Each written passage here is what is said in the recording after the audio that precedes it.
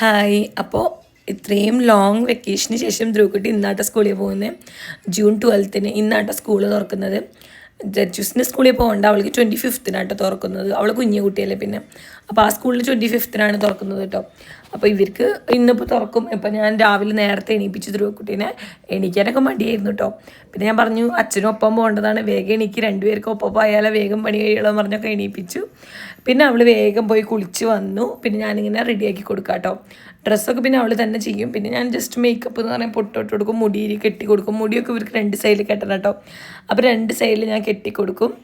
പിന്നെ അത് കഴിഞ്ഞിട്ട് ഭക്ഷണം കൊടുക്കുക, അങ്ങനെയാണ് ചെയ്യാറ് കേട്ടോ എല്ലാ ദിവസവും. അപ്പോഴേക്കും ഇന്ന് ദച്ചു നേരത്തെ എണീറ്റു. എന്താണെന്നറിയില്ല, ദച്ചു നേരത്തെ എണീറ്റിട്ട് ദച്ചു പറഞ്ഞു എനിക്കും ആക്കണം എന്ന് പറഞ്ഞു, എനിക്കും ഭക്ഷണം കഴിക്കാൻ വിശക്കുന്നുണ്ടെന്നൊക്കെ പറഞ്ഞു. അപ്പോൾ ഞാൻ പറഞ്ഞു ധ്രുവക്കുട്ടിയുടെ റെഡി ആയി കഴിഞ്ഞിട്ട് ഒപ്പം കഴിക്കാമെന്നൊക്കെ പറഞ്ഞ് ഇരുത്തിയേക്കാട്ടോ അവിടെ. ദച്ചൂസിനും കൂടെ സ്കൂൾ തുറന്നാലാട്ടോ പ്രശ്നമൊന്നും പറയാൻ പറ്റില്ല. 3 പേർക്ക് ഒപ്പം പോകണം. ഒപ്പം പോകണമെന്ന് വെച്ച് കഴിഞ്ഞാൽ ദച്ചൂസിൻ്റെ വണ്ടി 8:15 വരിക. ധ്രുവക്കുട്ടി കാണിച്ചെങ്കിൽ 8 മണിക്ക് വണ്ടി വരും. ചേട്ടനും 8 മണിയാകുമ്പോൾ ഇറങ്ങണം. അപ്പോൾ ചേട്ടനും ധ്രുവയ്ക്കാണ് കറക്റ്റ് ടൈമിൽ നേരത്തെ ഇറങ്ങേണ്ടത്. ദച്ചൂസ് ഇത്തിരി ലേറ്റ് ആയിട്ടായാലും കുഴപ്പമില്ല കേട്ടോ. അപ്പോൾ മിക്കതും ചേട്ടനാണ് കൊണ്ടാക്കാറൊക്കെ ആദ്യം. കാരണം എന്നും അമ്മ വേണമെന്ന് പറഞ്ഞ് വാശി പിടിക്കലായിരുന്നു. അപ്പോൾ ആദ്യമൊക്കെ ഞാൻ കൊണ്ടാക്കും. പിന്നെ ദച്ചൂസിന് ലേറ്റ് ആയി തുടങ്ങിയപ്പോൾ ഞാൻ പറയും അച്ഛൻ കൊണ്ടാക്കുന്നു. പിന്നെ ഫസ്റ്റ് ഡേ അല്ല. അപ്പോൾ ഇന്ന് ഞാൻ വിചാരിച്ചിരുന്നു ഞാൻ കൊണ്ടാക്കാം. പിന്നെ ഇപ്പം എന്തായാലും ദച്ചു ഉണ്ടല്ലോ. അപ്പോൾ ദച്ചു വരുമ്പോൾ എന്നും ചേച്ചിനെ കൊണ്ടാക്കാൻ വരാമെന്നൊക്കെ പറഞ്ഞിട്ടിരിക്കണം. അപ്പോൾ ദച്ചു എന്തായാലും എനിക്ക് സ്ഥിതിക്ക് അവളെ വേഗം ബ്രഷൊക്കെ ചെയ്യിപ്പിച്ചു. പിന്നെ ഞാൻ ധ്രുവക്കുട്ടിക്ക് റെഡി ആവുന്ന നേരം കൊണ്ട് ചേട്ടൻ എണീക്കേ ഉള്ളൂ കേട്ടോ.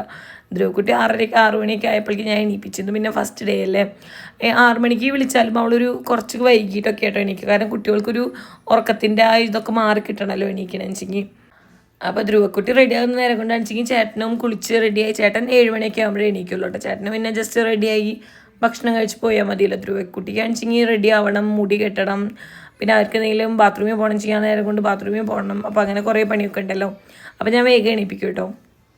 പിന്നെ ഞാൻ ധ്രുവക്കുട്ടിക്കും ദച്ചൂസിനൊക്കെ ഭക്ഷണമൊക്കെ കൊടുത്ത് നമ്മൾ ഇറങ്ങാറായിട്ട് ചേട്ടനും റെഡി ആയിട്ട് ഇറങ്ങി.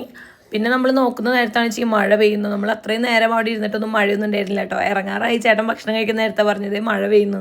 നോക്കിയപ്പോൾ നല്ല മഴ, താഴെയൊക്കെ വെള്ളം നിറഞ്ഞു തുടങ്ങി കേട്ടോ. അപ്പോൾ ധ്രുവക്കുട്ടി അമ്പറിലൊക്കെ പിടിച്ചിട്ട് തന്നെയാണ് പോയത്. പിന്നെ അവിടെ എത്തിയപ്പോൾ ഞാൻ പറഞ്ഞു കൊണ്ടുപോയിട്ടും കാര്യമില്ല, അവിടെ എത്തുമ്പോഴേക്കും മഴ കഴിയും. ഞാൻ പറഞ്ഞു മഴ ഒന്ന് കുറഞ്ഞപ്പോൾ അവൾ എനിക്ക് തന്നെ അമ്പറിലൊക്കെ തിരിച്ച് തന്നു, അമ്മ പൊയ്ക്കോ എന്നൊക്കെ പറഞ്ഞു കേട്ടോ.